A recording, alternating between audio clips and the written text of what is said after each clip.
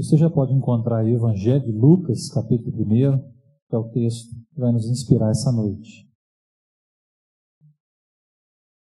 Enquanto você acha o Evangelho de Lucas, capítulo 1, eu queria estender um convite para você. Conversando com o pastor Walter, nós temos a intenção de criar um ministério de intercessão pelo culto. Você ora para vir no culto?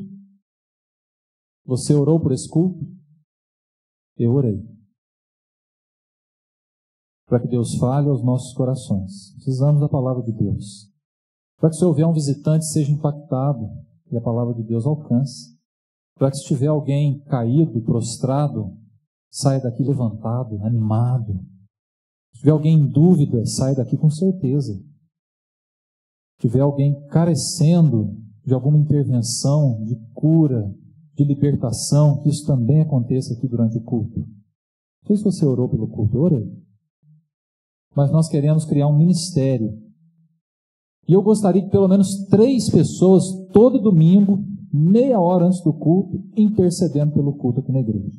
Se você quer participar dessa escala, não vai ser todo domingo, um domingo ou outro você vai vir, se você quiser, dê o seu nome para mim.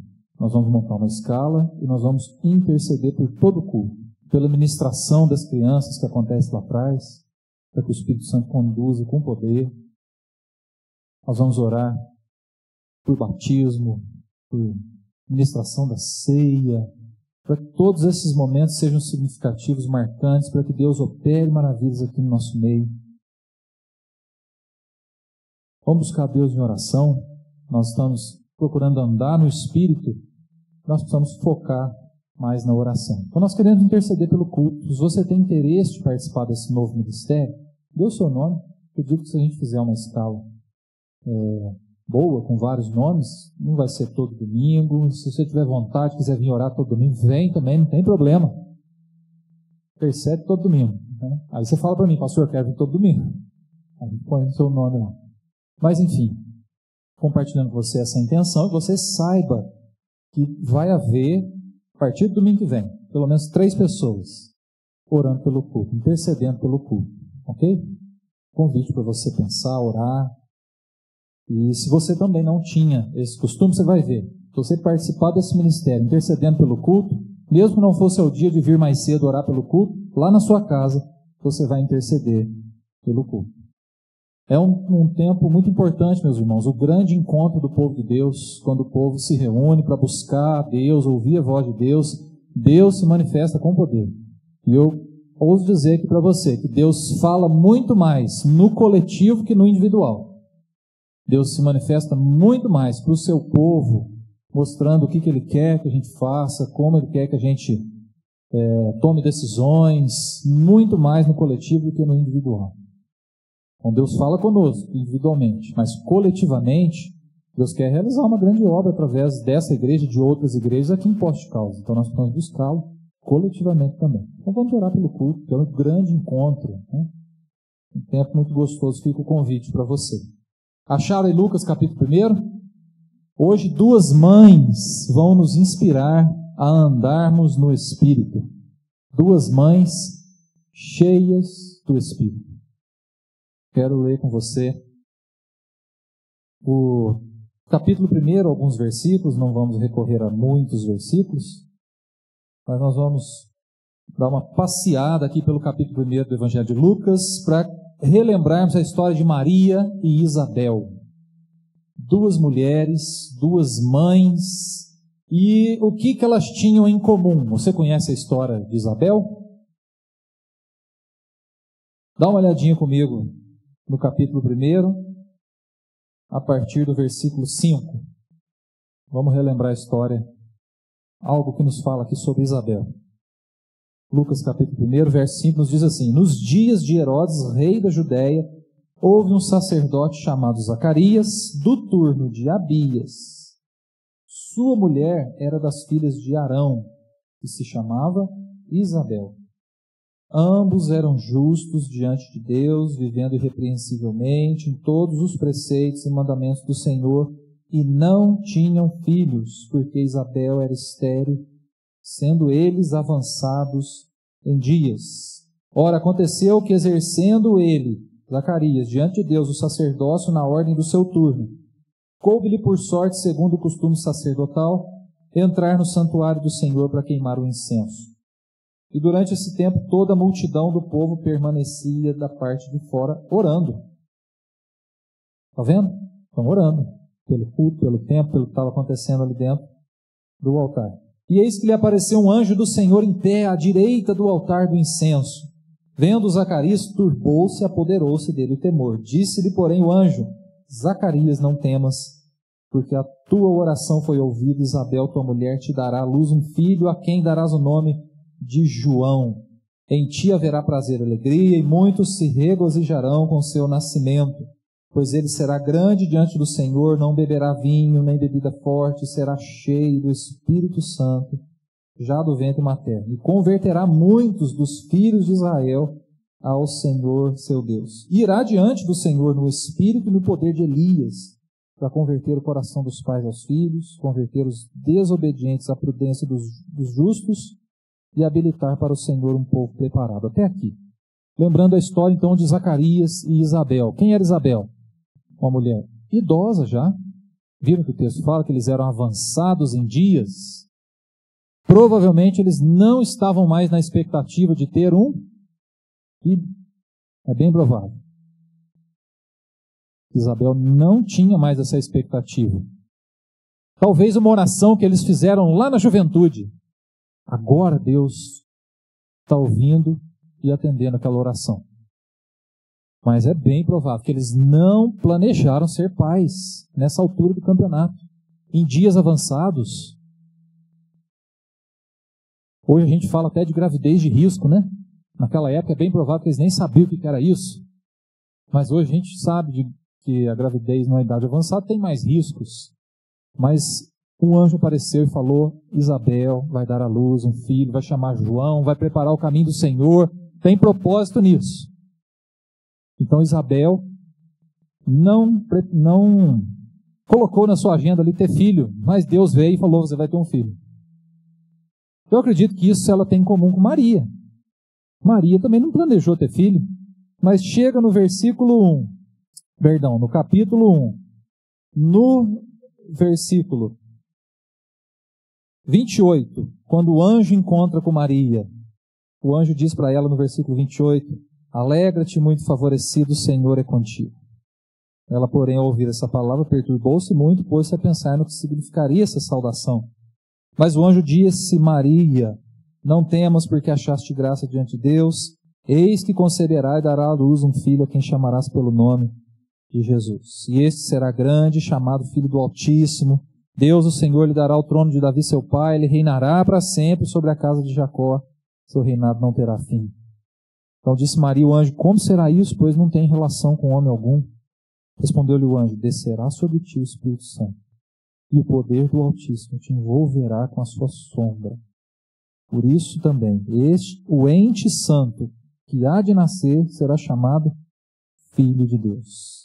E cita Isabel: Isabel, tua parenta, igualmente concebeu um filho na sua velhice, sendo este já o 6º mês para aquela que diziam ser estéril, porque para Deus não haverá impossíveis em todas as suas promessas. 2 mulheres vivendo em fases diferentes, uma na velhice, a outra na juventude. Nenhuma planejou ser mãe nesse momento, mas vem Deus e fala: você vai ser mãe agora. Pegaram elas de surpresa. Elas têm em comum: engravidaram sem planejar, de surpresa. Foram mães pela ação poderosa de Deus. Elas têm isso em comum. Isabel na velhice, fisicamente com muito mais dificuldade em engravidar, talvez impossibilidade de engravidar, engravidou pelo poder de Deus. Maria, sem ter relação alguma com homem algum, pelo poder de Deus, engravidou do Filho de Deus. Se elas tinham em comum, Deus estava agindo, Deus tinha propósito para aquelas concepções. Ambas tinham maridos receosos. Não sei se você conhece a história do Zacarias. Ele chega e fala para o anjo assim: ô anjo, nós já estamos aí meio no segundo tempo, lá para os 45 minutos do segundo tempo. Você acha que o negócio vai dar certo? E o anjo fala, você está duvidando. Duvida não. Você vai ficar mudo, porque você duvidou, até o menino nascer. Isso acontece. Ele para de falar, perde a voz, sai do templo, não consegue contar para ninguém o que aconteceu, nem que a esposa ia ficar grávida, nem o anjo que apareceu, ele não consegue relatar nada para ninguém, ele fica quietinho, ele fica mudo até o João nascer e ele aprender a lição de não duvidar de Deus. O José também ficou receoso. Ele estava juntando a malinha dele e indo embora, deixando Maria. Vocês lembram da história? Chega um anjo para ele e fala, José, vai não, fica aí. Olha, é isso que aconteceu. José explica direitinho. Porque é bem provável que eles iam sofrer muitas afrontas morais, sociais, alguma rejeição, por causa de uma gravidez antes do casamento, a princípio inexplicada, né? Mas a gente sabe como é que é a língua dos outros, né? A gente sabe. O povo fala mesmo, né? Até explicar que era o Filho de Deus, que era uma concepção milagrosa, até todo mundo ficar sabendo disso, a Maria e o José já provavelmente teriam sofrido bastante com a situação. Enfim, duas mulheres, meus irmãos, com coisas em comum. O que elas tinham de diferente, uma foi mãe na juventude, a outra foi mãe na velhice. Mas essas mulheres, cheias do Espírito Santo, elas nos inspiram a andarmos no Espírito também. Eu quero compartilhar algumas coisas que eu aprendi revisitando esse texto, revisitando essa história dessas duas mães. A primeira coisa que eu quero compartilhar com você tem a ver com as duas mães. Nós aprendemos com as duas. E está ali no capítulo 1, versículo 6, quando diz assim, que ambos eram justos diante de Deus, Zacarias e Isabel, vivendo irrepreensivelmente em todos os preceitos e mandamentos do Senhor. E o outro versículo está no capítulo 1, versículo 28, que nós lemos, quando o anjo diz, alegra-te muito favorecida, o Senhor é contigo. Então nós temos aqui o texto dizendo que Isabel, junto com Zacarias, temiam a Deus, buscavam a Deus, serviam a Deus, falavam com Deus, oravam a Deus, viviam irrepreensivelmente nos preceitos do Senhor, obedeciam os mandamentos do Senhor. Eles levavam a sério a vida com Deus. E Maria, o anjo diz, olha, alegra-te muito favorecido, o Senhor era contigo, vai ser contigo, o Senhor é contigo. Que significa que Maria também temia a Deus, buscava a Deus, servia a Deus, obedecia os mandamentos de Deus, se submetia à vontade de Deus, à palavra de Deus. As duas eram mulheres que já serviam a Deus, já temiam a Deus. E a elas couberam uma grande tarefa. E a primeira coisa que eu queria compartilhar com vocês é isso, meus irmãos. Isabel e Maria já buscavam a Deus. Elas já serviam a Deus, já eram fiéis a Deus, e por isso Deus chama. E por isso Deus usa. Deus não usa quem está longe. Deus não usa quem não está alinhado com a visão dele. Deus não usa quem não está em sintonia com o coração dele. Deus vai atrás de pessoas que estão o buscando, que estão o servindo. Provavelmente Zacarias e Isabel oraram por um filho, não veio na hora que eles quiseram, mas na hora que Deus quis, veio. Na hora que Deus quis usá-los, veio. Na hora que Deus quis levantar uma família, um casalzinho de idoso, que ninguém talvez estivesse dando nada, foi um instrumento poderoso nas mãos de Deus. Por quê? Porque eles já buscavam a Deus. Eles temiam a Deus. Eles não deixaram para fazer isso depois. Deus não chama a gente para depois a gente buscar a Deus. A gente busca a Deus, está disponível. A hora que Deus quiser, Ele usa. As mulheres me ensinam isso. Nós precisamos manter vida profunda com Deus sempre, disponível, ter o coração sensível para que, se Deus chamar, a gente faz. Se Deus precisar, a gente vai. Aonde Deus mandar, nós vamos. Duas mulheres pegas de surpresa, mas já temiam a Deus, já confiavam em Deus e elas se submeteram. Conclusão: Deus chama para realizar grandes coisas pessoas que o buscam, que o temem, que creem no seu poder, que creem nas suas promessas, que são fiéis, que estão lendo a Bíblia, que têm vida de oração. Não é gente ocioso, não é gente que não quer saber de Deus, é gente que tem compromisso com Deus. Essa pessoa Deus vai usar. Pergunto: como é que está a tua vida com Deus? E compromisso? Mediana? Mais ou menos? Quantas vezes as pessoas vão falar para mim: pastor, Deus não usa minha vida? Às vezes falta, meus irmãos, é a nossa sintonia com Deus, é a nossa profundidade com Deus. Ah, mas o apóstolo Paulo, pastor, Deus chamou e ele era perseguidor da igreja. Mas sabe quando que o apóstolo Paulo fez a primeira viagem missionária dele? 14 anos depois da sua conversão. Deus botou ele dentro de uma igreja, para ele crescer, aprender, para ele nutrir a fé. Depois ele foi se aventurar na missão. 14 anos depois, meus irmãos, o apóstolo Paulo. Não fez um cursinho de teologia de 3 meses e saiu vendendo a palavra de Deus. Não. 14 anos de convivência, 14 anos sendo ministrado, 14 anos vivendo com crente, lidando com dificuldade na igreja, para depois avançar em direção aos gentios, pregando o evangelho, abrindo igrejas. 14 anos. É assim que Deus faz. Deus chama quem o busca, quem já está servindo, quem está em sintonia com Ele. Essas duas mulheres me ensinam, essas duas mães me ensinam isso. Segunda coisa eu queria compartilhar com você, a Maria vai nos ensinar. Está no versículo 38. Diz assim: depois de todo o relato do anjo, no finalzinho, Maria responde: aqui está a serva do Senhor, que se cumpra em mim conforme a tua palavra. O que nós aprendemos com Maria aqui? Submissão ao propósito de Deus.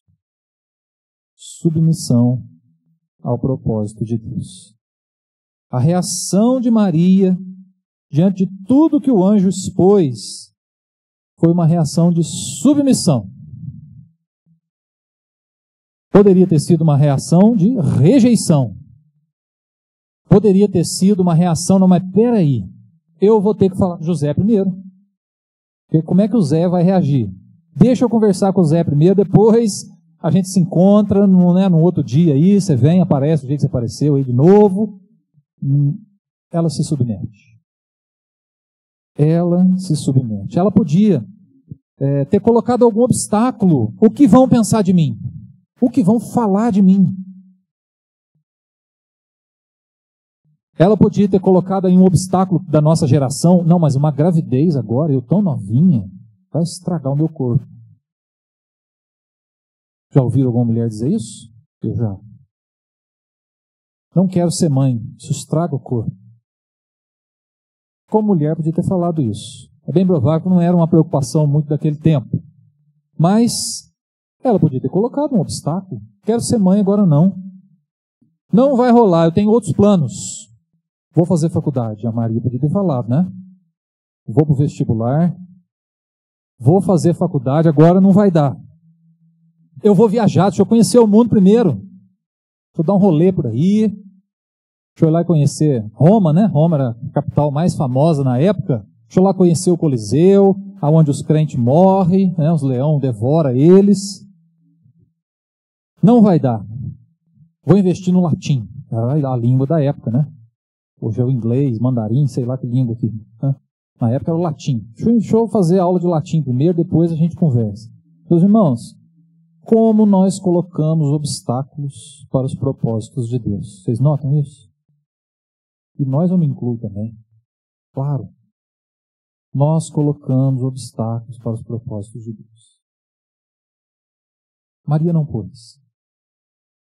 Um chamado ousado, grande. Maria aceita, Maria se submete ao propósito de Deus. Isso é fantástico. Deus nos chama, meus irmãos, para com ousadia nós crermos naquilo que Ele tem para nós, nos propósitos dEle para nós. Pensa no José e Maria, tendo que fazer o recenseamento, morar no Egito por um tempo, depois volta para Nazaré de novo, né? Jesus nasce lá em Belém, volta para Nazaré, vai para Cafarnaum. Eles tiveram que mudar toda a sua vida, os seus propósitos pessoais, seus planos, sonhos, agora estavam submetidos ao propósito de Deus. Nós vemos aqui uma mulher, mãe agora, por obra divina, sobrenatural, milagre do Espírito Santo agindo na vida de Maria, mas nós vemos uma mulher submissa ao propósito de Deus. Deus nos chama a servi-lo, submissos aos seus propósitos, que são maiores que os nossos, maiores que as nossas ambições pessoais. Conclusão: Maria, cheia do Espírito Santo, nos inspira a não colocarmos obstáculos diante dos propósitos que Deus tem para nós. Nós não somos obrigados a fazer nada para Deus. Mas deixa eu falar uma coisa para você. Se eu e você não quisermos viver os propósitos de Deus, quisermos um outro caminho, uma outra direção, um outro plano, um outro sonho, o primeiro que vai dar carona para nós é o diabo. Se a gente recusa o propósito de Deus, o primeiro a oferecer carona é o diabo. Viva os propósitos de Deus, submeta a eles.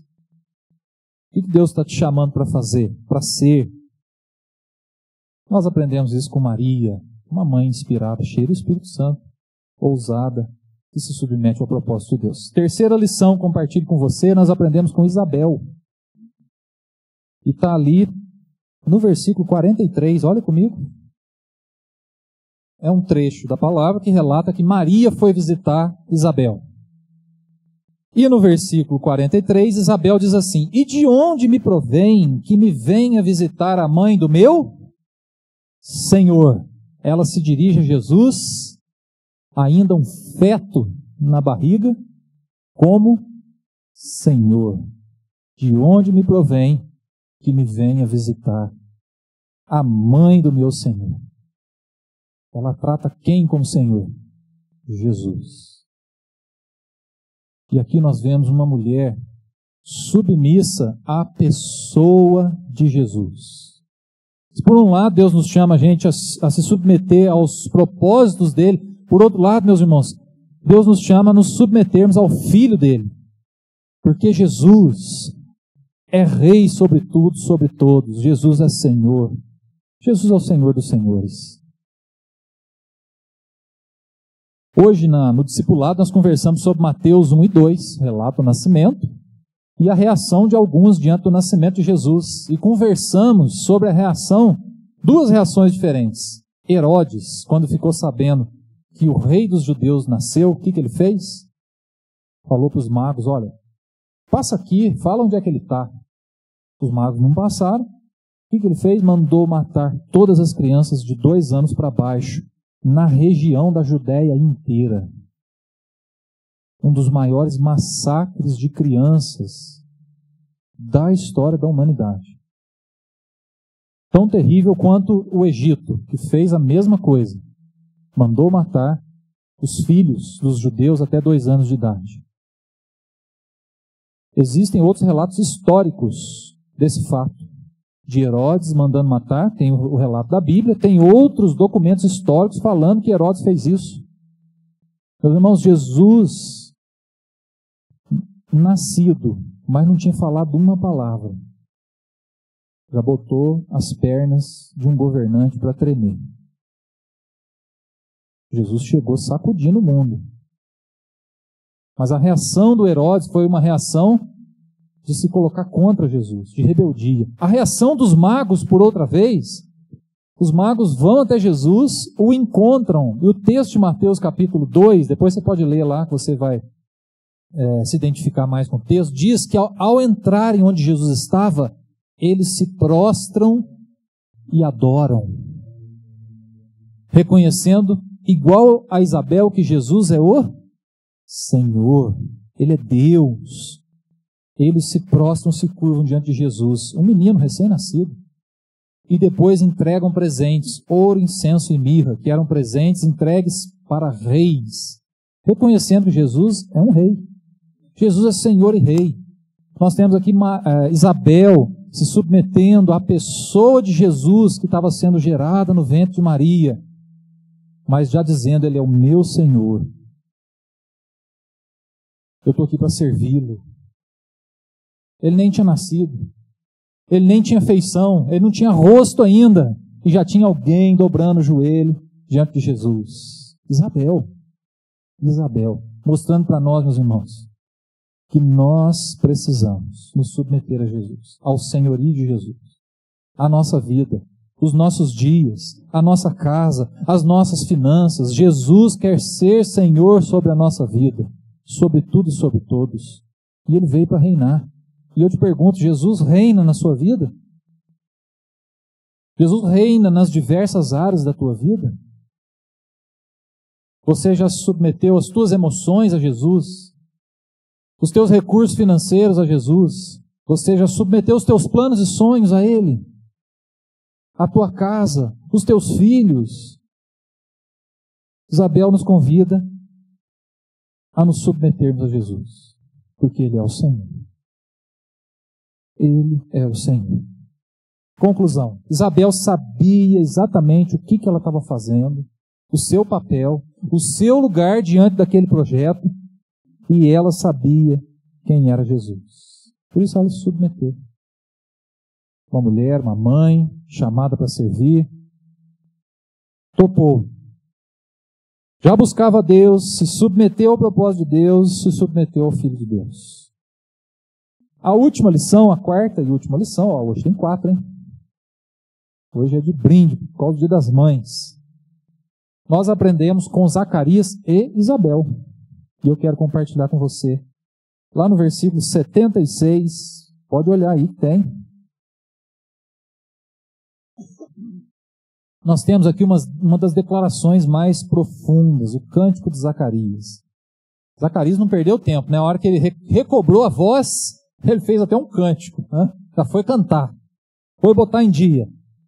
Versículo 76, que já é no meio aí do cântico, diz assim: Tu, menino, está falando do filho que vai nascer, o João Batista, serás chamado profeta do Altíssimo, porque precederás o Senhor, preparando-lhe os caminhos, para dar ao seu povo conhecimento da salvação, no redimi-lo dos seus pecados. Graças à entranhável misericórdia do nosso Deus, pela qual nos visitará o sol nascente das alturas, para alumiar os que jazem nas trevas e na sombra da morte, dirigir os nossos pés pelo caminho da paz. Meus irmãos, é lindo isso. Desculpa a emoção. É lindo. É lindo. 80. O menino crescia e se fortalecia no espírito e viveu nos desertos até o dia em que havia de manifestar-se a Israel.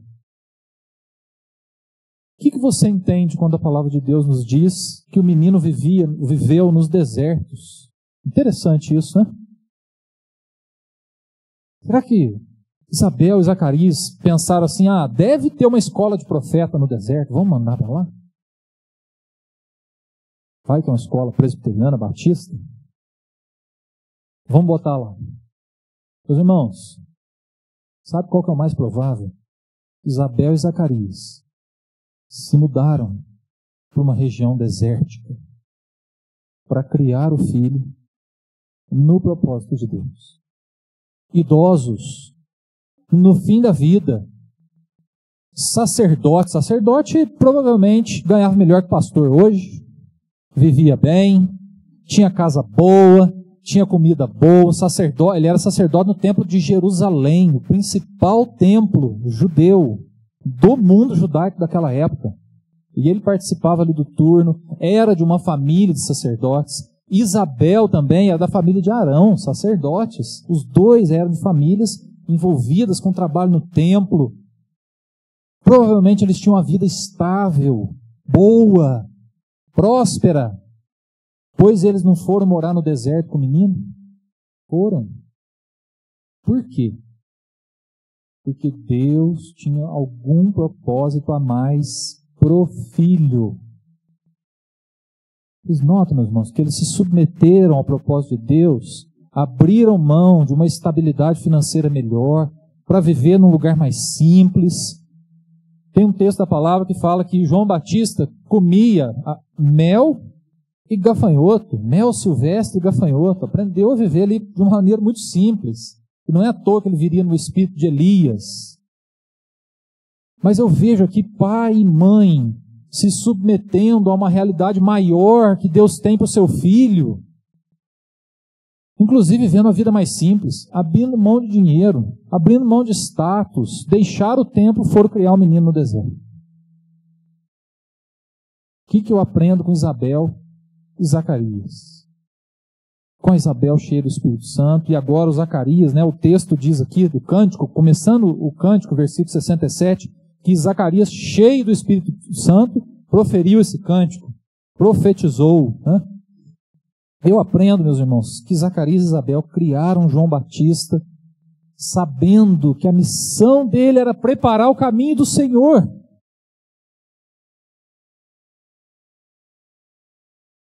A missão dos nossos filhos hoje, meus irmãos, ainda é a mesma.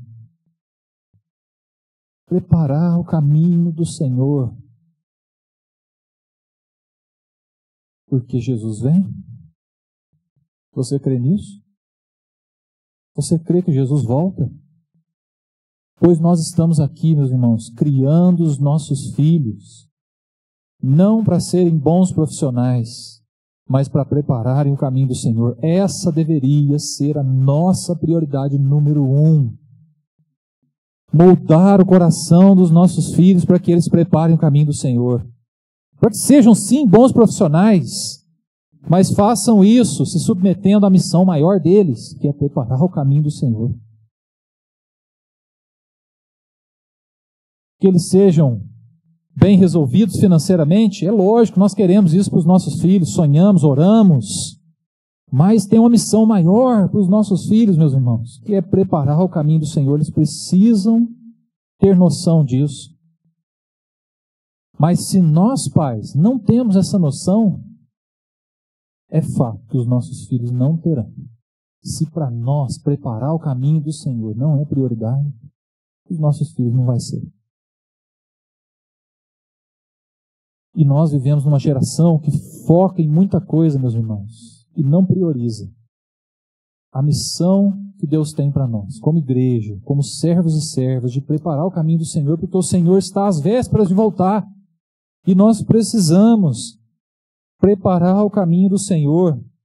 Nós precisamos dar ao povo o conhecimento da salvação, para que o povo reconheça os seus pecados, porque aquele que vem alumiar das trevas o nosso caminho, dirigir os nossos pés, ele está voltando. E nós precisamos preparar o caminho do Senhor.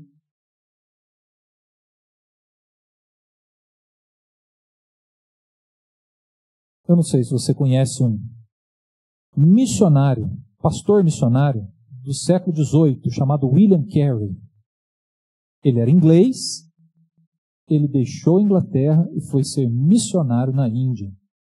E ele era um excelente sapateiro, muito bem sucedido. E ele abriu uma sapataria na Índia. E um dia, alguém, percebendo que ele era uma pessoa muito bem resolvida financeiramente, próspera financeiramente, perguntou para ele: qual que é o teu negócio? Sabe o que ele respondeu? O meu negócio é pregar o Evangelho. O meu trabalho é para sustentar o meu negócio. Essa foi a resposta que ele deu. Todo mundo achava que ele estava lá fazendo sapato. Ele estava lá na Índia pregando o Evangelho. Mas o trabalho dele era para sustentar a missão maior. E ele tinha consciência disso. E nós perdemos essa consciência muitas vezes. Que nós temos uma missão maior, meus irmãos. Maior do que qualquer sucesso profissional, do que qualquer sucesso pessoal. É a missão que Deus tem para nós de pregar o Evangelho. De preparar o caminho do Senhor. E o Senhor está vindo. Então eu convido você a ter ousadia de encaminhar os seus filhos nessa consciência de que eles precisam preparar o caminho do Senhor. Essa semana eu conversei com a Juju. A Ana Júlia está chegando na fase de escolher uma profissão, de pensar numa faculdade, e falei para ela: filha, você tem o nosso apoio, você tem a nossa oração. Converse com Deus, para que Ele te mostre aonde você vai ser, em primeiro lugar, luz em meio às trevas, preparando o caminho do Senhor. Em segundo lugar, aonde você vai ser muito bem sucedida, vai ter prazer no que faz. Porque qual é a orientação que nós damos para os nossos filhos hoje, para escolher uma profissão? Faça o que te faz feliz. É essa orientação que a gente dá, como se a felicidade pessoal fosse a primeira coisa mais importante da vida. É isso que a gente diz para os nossos filhos. Nós, cristãos, precisamos dizer: faça aquilo que glorifica o nome de Deus. Faça aquilo que promova o nome de Jesus, que prepare o caminho de Jesus, que alcance corações. Nós precisamos passar essa consciência para os nossos filhos. Eles estão sendo moldados para preparar o caminho do Senhor. Vocês estão comigo, meus irmãos? Amém? Grande tarefa dos pais. Mas eu aprendo com essa mãe, Isabel, com esse esforço dela de morar no deserto com seu filho, de diminuir ali o seu status social, porque Deus tinha propósito para o seu filho, que era preparar o caminho do Senhor. Ela se submeteu a isso, abriu mão. Estou falando que é para você diminuir o teu status, não, tá? Nem a tua condição social. Converse com Deus. Qual é o teu propósito? O que Deus quer que você faça? Qual é o propósito dos teus filhos? Busque o direcionamento do Senhor. Se submeta aos propósitos de Deus. Deus chamou essas mulheres para servir, essas mães cheias do Espírito Santo. Elas já buscavam a Deus. Não foram buscar depois, elas já buscavam. Elas já tinham intimidade com Deus. Se submeteram ao propósito de Deus. Se submeteram à pessoa de Jesus, o Filho de Deus. E levaram, no caso, Isabel e Zacarias, o seu filho, para cumprir um propósito maior. Nem que a gente tenha que abrir mão de propósitos nossos. Custa, meu irmão, minha irmã, servir a Deus. Tem custo. Custa. Os jovens que estavam aqui assistiram a Forja, né? Nós fizemos um cinemão ali, ó, na galeria. Pagamos tudo a luz aqui. Jogamos o filme aqui no Data Show. Assistimos o filme A Forja. Uma das coisas que mais marca no filme é quando o homem lá que está discipulando o jovem, o menino, diz para ele: olha, tem custo servir a Deus. Eu tive que abrir mão de coisa que eu gostava, para eu colocar em primeiro lugar aquilo que Deus queria da minha vida. E ele mostra lá como uma pessoa muito bem-sucedida, que é possível ser bem-sucedido e honrar o nome de Jesus, servir a Deus, discipular pessoas, preparar o caminho do Senhor. E ele fala: tem custo. Eu tive que abrir mão de coisas que eu gostava muito, porque tem um propósito maior. Feche os teus olhos, quero orar com você. Buscando a inspiração dessas duas mães, cheias do Espírito Santo, nessa noite, quero orar com você, para que a gente, no papel de pai, mãe, se submeta ao propósito de Deus, na criação dos filhos. Mas você, pessoalmente, eu queria convidar você a aprender com o exemplo de Isabel e Maria. Elas já buscavam a Deus. Elas não foram buscar a Deus depois que Deus chamou. Elas já tinham intimidade com Deus. Elas estavam em sintonia com o Senhor. Maria se submete ao propósito de Deus. Isabel se submete ao Filho de Deus. Exemplos para nós. Não coloque obstáculo para os propósitos de Deus para a tua vida. Não põe obstáculo. Se submeta ao Filho de Deus. Ele é a nossa luz. Ele é a fonte da água viva. Ele é o Cordeiro. Ele é o Emanuel. Se você tem filhos hoje, prepare os seus filhos para que eles anunciem a Jesus, para que eles sejam agentes do Evangelho. Isso é missão prioritária nossa, meus irmãos. Coloque a sua vida em oração diante de Deus. Senhor, louvado seja o teu nome, por tão grande inspiração da tua palavra. Essas mães foram desafiadas por ti. Que grande missão o Senhor deu a elas, Pai. Mas elas se submeteram, cooperaram, elas serviram de maneira ousada, Pai. Uma foi mãe na velhice, a outra na juventude. Uma foi mãe daquele que anunciou a vinda do Filho, a outra foi mãe do Filho de Deus. Louvado seja o teu nome por esses exemplos inspiradores para nós, Pai, que nos mostram que devemos nos submeter aos teus propósitos. E aqui, Senhor Deus, nós humildemente nos colocamos debaixo dos teus propósitos. Guia a nossa vida. Guia, Senhor Deus, a nossa casa. Guia o nosso trabalho, os nossos negócios, planos, sonhos, Senhor Deus, em direção aos teus propósitos, Pai. Não nos deixe colocar obstáculos. Se nós os colocarmos em algum momento, deixe claro, Senhor Deus, para que a gente retire, elimine esses obstáculos. Nós queremos viver os teus propósitos para as nossas vidas. Nos submetemos a Jesus, Senhor dos senhores, o Rei da glória. Ele é o nosso Deus, nosso Salvador, aquele que trouxe luz para as nossas trevas. Nós nos submetemos a Ele, Pai. Queremos que outros se submetam também. Usa as nossas vidas, usa a vida dos nossos filhos, ainda crianças, que eles possam preparar o teu caminho, Senhor Deus, hoje, na infância, na adolescência, na juventude, Pai, que eles não tenham medo, receio de proclamar o nome de Jesus, que eles tenham ousadia, sejam usados pelo Espírito Santo para preparar o caminho do Senhor, Pai. Oh Deus, nos ajuda nessa tarefa de preparar os nossos filhos em direção aos teus propósitos também. Oramos em nome de Jesus. Amém.